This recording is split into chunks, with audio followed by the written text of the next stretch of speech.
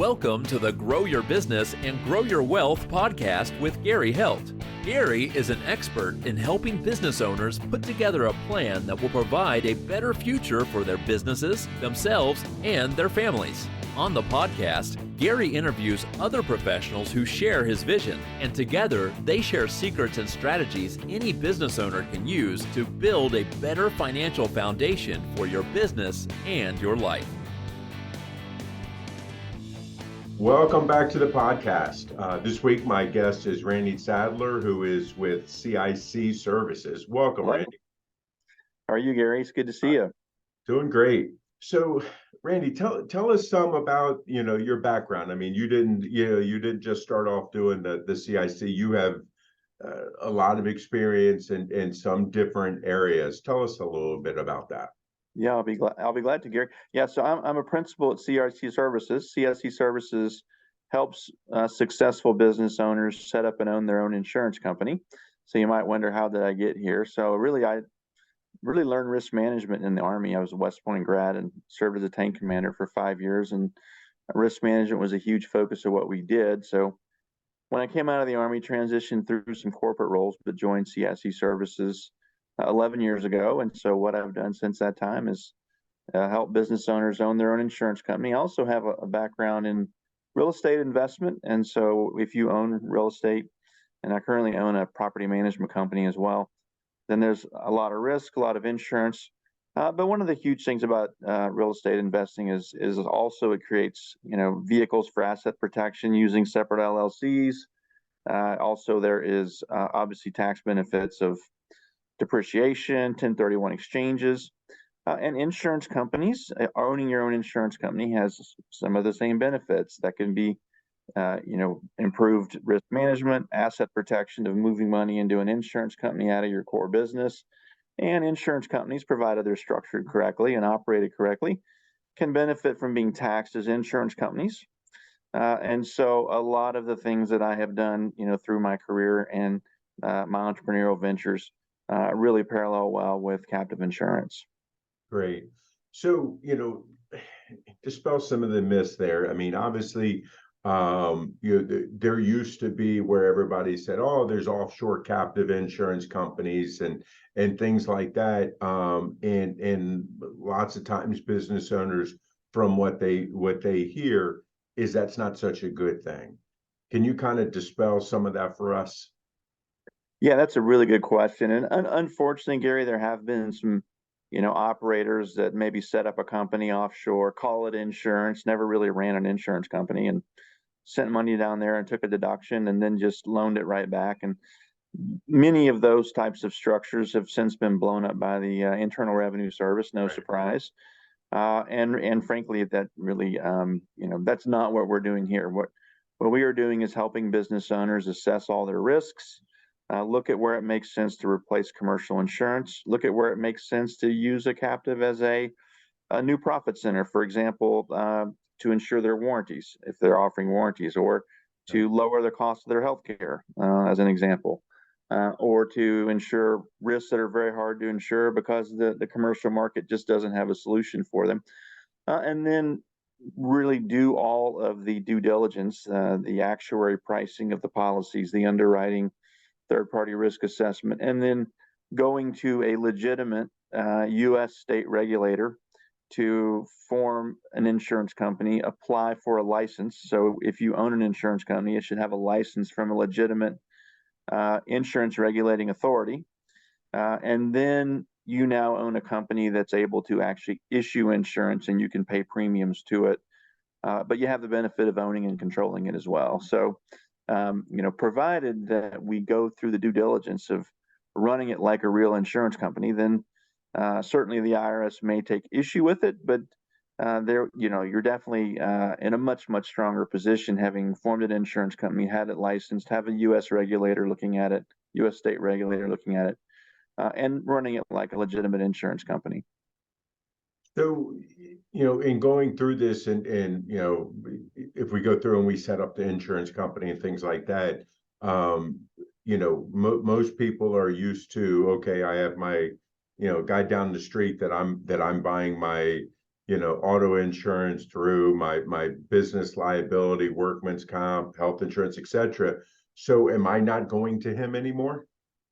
Yeah, that's a really good question. And, Gary, in most cases, you're going to continue to use the broker that you have. Now, very often we're going to work with that broker because the captive will either replace some of what your broker's doing, or in most cases, really complement it, right? So, auto liability and work comp, as an example, are pretty difficult to run through a small, mid-sized captive just because of state requirements.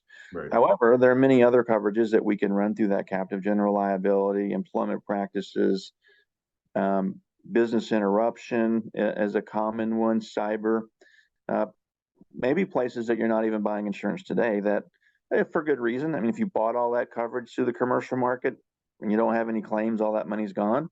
Right. But if you own your own insurance company, now you're able to insure things that you weren't insuring before.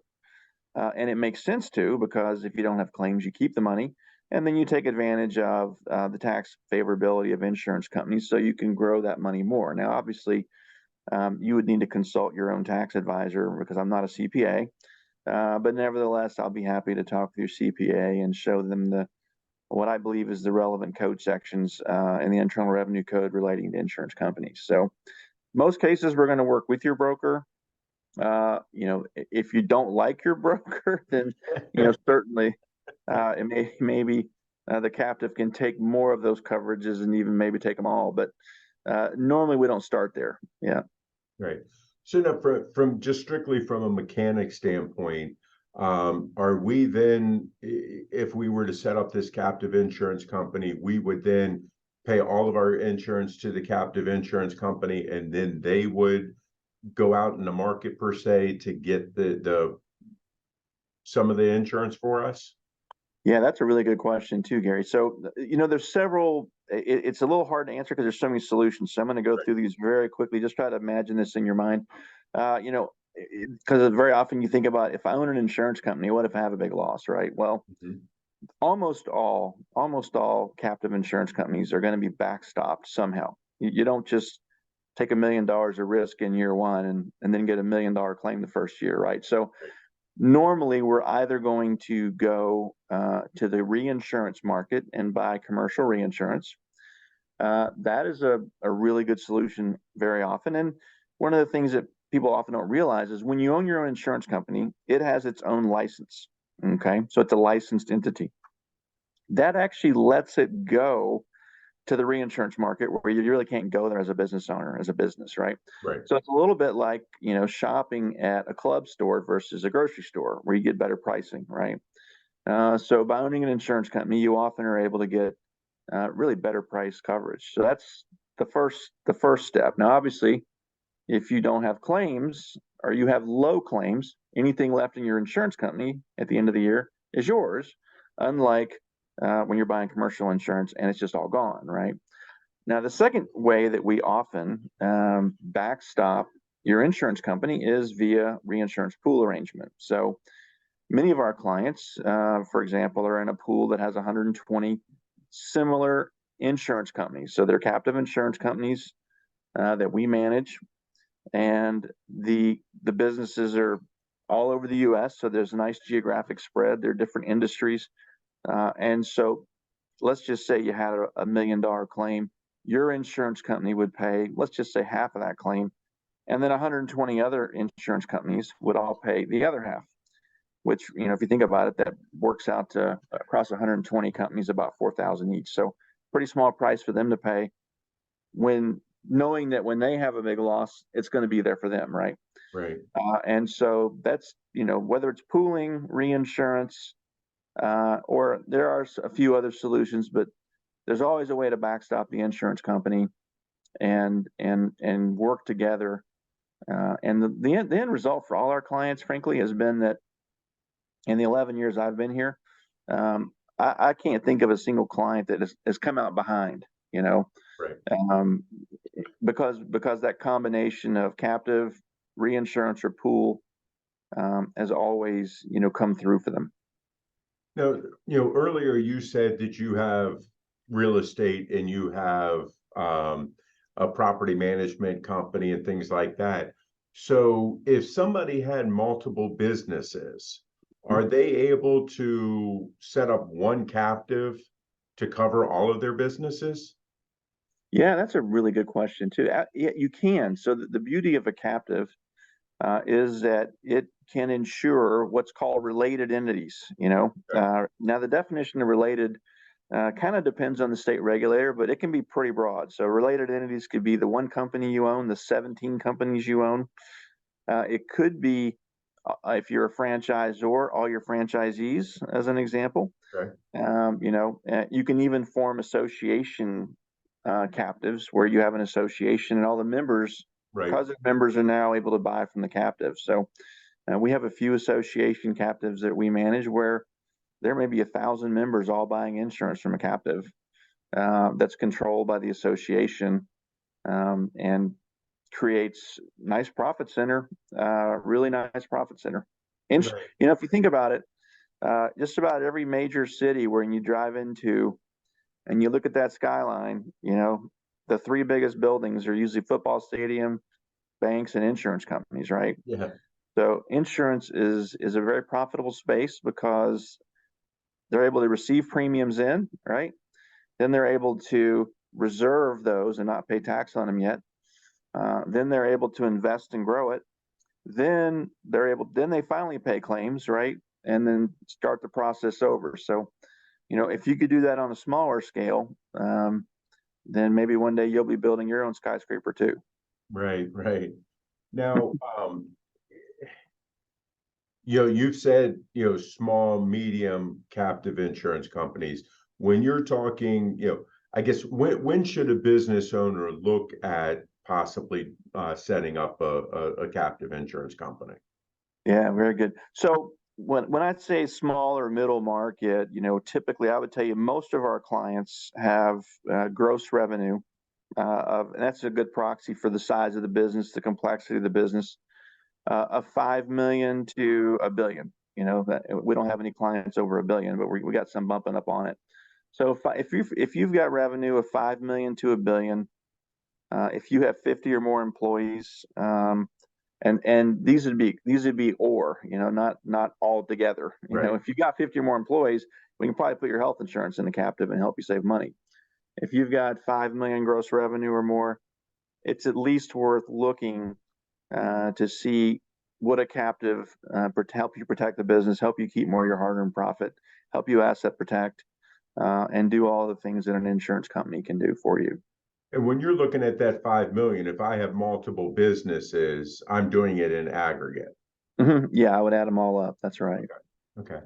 Yeah. Now, I mean, obviously, besides the obvious of not going with somebody reputable like you guys and setting this up, what are some of the common mistakes that you see people make when they try to get into this captive insurance market? Yeah, really good question. And the first would be taking too much risk too early, right? So and most advisors are going to advise you not to do that. It doesn't make sense to start taking risk in an insurance company when you haven't built up reserves and you don't have a good working knowledge of insurance, and perhaps, sorry about that, perhaps you don't have loss controls in place. Okay. So yeah, I forgot to turn that off. My apologies.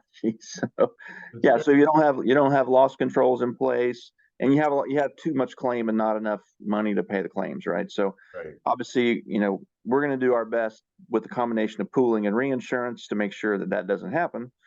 But that's if you have a lot of claims your first year, you're going to likely be disappointed, right?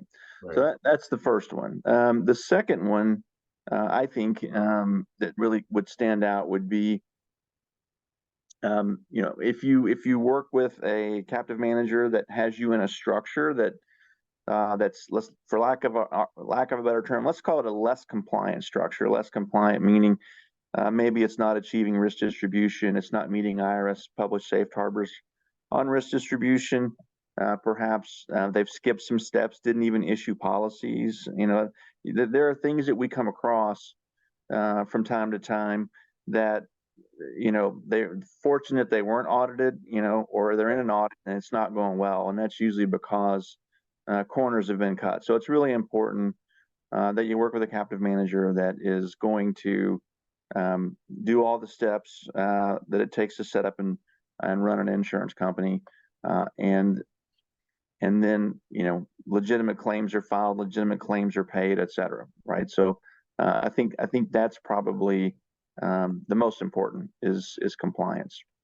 Yeah. So kind of piggybacking on that, I'm going to tell you that most CPAs that are kind of, I'm going to say the regular guys out here that you're seeing are not the people that are doing the tax returns and doing all the work for these captive insurance companies. They kind of have their own different, accounting, and that's more of a specialty area.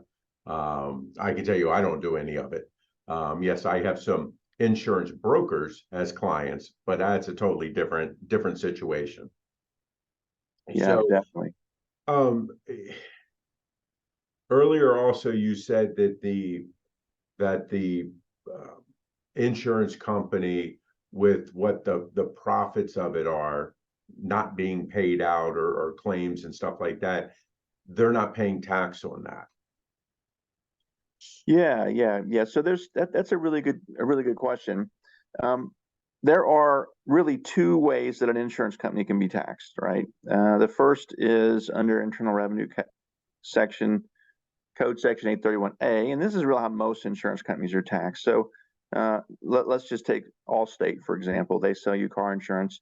You write them a check for $1,000 for 6 months. They take that $1,000 and and I'm going to kind of summarize this, but they're going to set aside a portion as a loss reserve, and that's going to be determined by actuaries that price it. Mm-hmm. The regulator would need to agree with that amount. And the IRS could challenge it, but usually the math is really strong, right?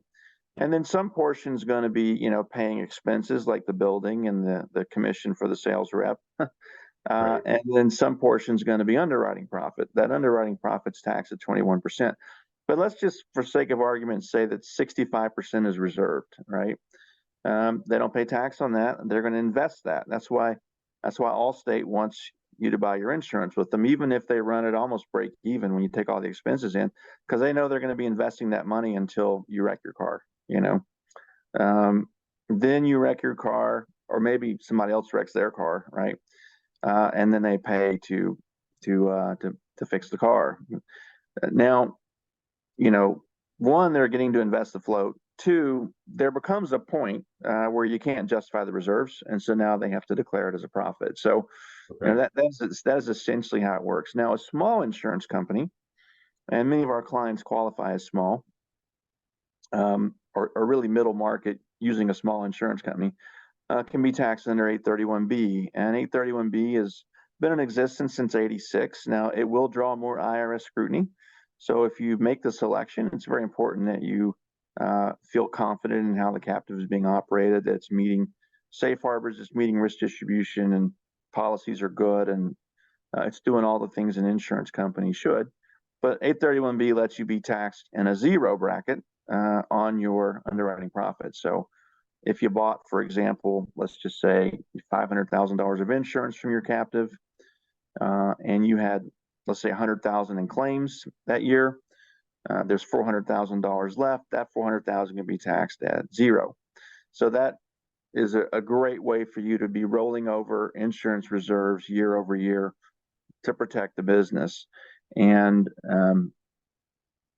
long term, many of our small, mid-sized business owners inevitably are going to sell their company, or they're going to pass it on to their heirs, and so you get to keep the insurance company. Well, once the policy's all expired, then it's jammed full of money, right? So it's got wonderful short-term benefits of feeling peace of mind and being covered, and even for things like COVID business interruption, which all of our clients that had a COVID loss got their claim paid. But then in the long run, you're able to access that wealth.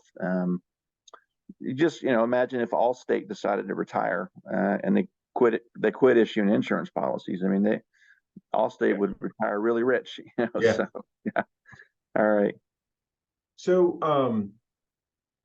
I guess in going through this, I mean, this sounds like this is almost too good to be true. So it's one of those things that if somebody is thinking about going down this route, what are some of the things that they need to start thinking about and pulling together to have somebody like you analyze it to see if it makes sense for them? Yeah, that's a good place to start. So, really what I recommend, Gary, is just reach out to you, and then we can schedule a quick educational walkthrough. I've got a really nice, takes about 30 minutes, 45 minutes to go through some slides that talk about all the mechanics of owning an insurance company, the benefits, as well as some of the things to be concerned about. And Right. then we've got a really nice, simple 4-page questionnaire. Probably take you 20 minutes to fill out. But that's going to give our team enough information. Well, we'll research your industry, or we probably already have examples in your industry, Right. and so we'll be able to put together a model of the coverages, maybe some coverages you might want to replace, Right. maybe some things you want to add, like subcontractor default and construction, create a whole new profit center out of thin air. And then we'll have, a price quote, estimated premiums, and then we can have an initial conversation and show you what we think a captive would look like for your business, and you can decide if that's a good fit or not. Now, it's going to be a rough solution the first time, and then the more dialogue we have, and then when we go deeper and look at all your existing policies and get more detail on the business, then we'll come up with an even more robust model that's going to be closer to what you might actually get in the finished product. Usually our estimates are within about 10%, give or Okay. take, of where you end up. I mean, having done work in the real estate space, I can probably drive by a property, look up stuff online, and estimate your property's worth $300,000. And then we can pay, or you could pay $500 to an appraiser. They do a 40-page report that says it's 320. So I mean, so Right. we're usually, our modeling is going to be close. Yeah, Right. Gotcha. All right, we covered a lot. This is a lot of yeah, really good stuff, and I think that this is a great opportunity for a lot of business owners that have never thought about this. So what have I not asked you that you wish I had?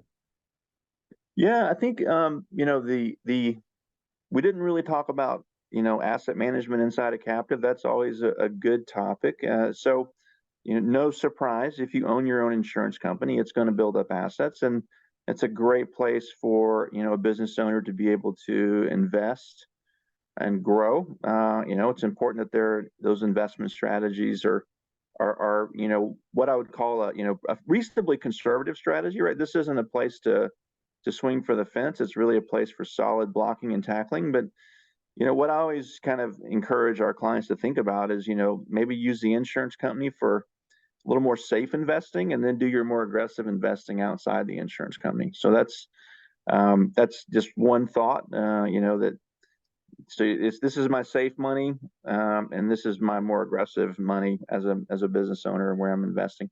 The other thing too, it's worth noting that a lot of times people are concerned they're tying their money up too much, but when an insurance company, once it builds up sufficient reserves, it can dividend that money back to you if you need it. In some cases, it can loan money back to you. Insurance companies make loans. Insurance companies buy. I mean, a lot of insurance companies buy real estates. I mean, they own a lot of the skyscrapers, frankly, in the country. So Right. so if you build up your insurance company enough, it could free up funds to do things like real estate, buy another business. The sky's the limit, really. So it is going to give you more insurance and more money, but it's also going to give you a financial vehicle above and beyond the risk management and peace of mind benefits. Great. Great. Yeah. So Randy, if people like what they want to hear, obviously, they can reach out to us, but if they want to reach out to you directly, how can they get in touch with you? Yeah. You can just send me an email, Randy, RANDY, at CIC Services LLC.com. So Randy, RANDY, at CIC SERVICES LLC.com. And or you can call at the office and just push the button for me 865-248-3044. Again, 865-248-3044, and then it'll give you a menu of people. So just push the button for Randy. Sounds great. All right, Randy, I Gary, really yeah. appreciate your time, appreciate, your knowledge on this, and really thinking that, that we have some business owners that definitely need to reach out about this and take advantage of it, because this is something from a tax planning, wealth management side of things that is really important to take advantage of if you can. It is. And, if you think about, if you've got excess profit in your business, this is a way to take a portion of that and really use it to protect the business, right? So that's really what you're doing. You're allocating those profits in a better way than just simply, paying taxes and then spending it or something. Right. Yeah. Right. Yeah. All right. Appreciate your time, Randy. Yeah, Gary. Pleasure. All right. This week, our guest was Randy Sadler with CIC Services. We'll see you guys next week. This show has been produced by Market Domination, LLC. To discover how you can have your own show completely done for you and turn it into a real published book and become the authority in your marketplace, go to www.marketdominationllc.com/podcast offer.